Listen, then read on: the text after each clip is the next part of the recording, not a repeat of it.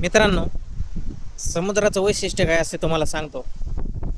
समुद्र आहे ना ॲक्सेप्ट करतो, म्हणजे सगळ्याला आपलं धरतो.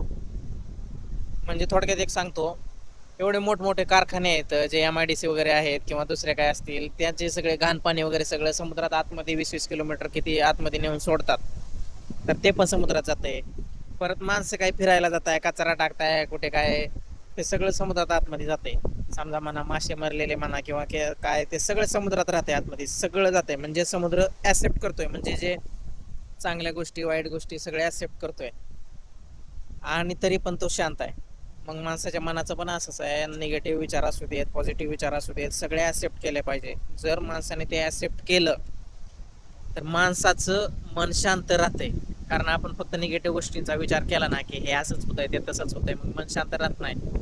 त्यामुळे काही नकारात्मक गोष्टी असतात किंवा आपल्या हातातून काहीतरी समजा एखादी बस सुटली तर का सुटली ते कारण दुसरी भेटणार आहे किंवा त्या टायमामध्ये आपलं काहीतरी चांगलं होणार असते.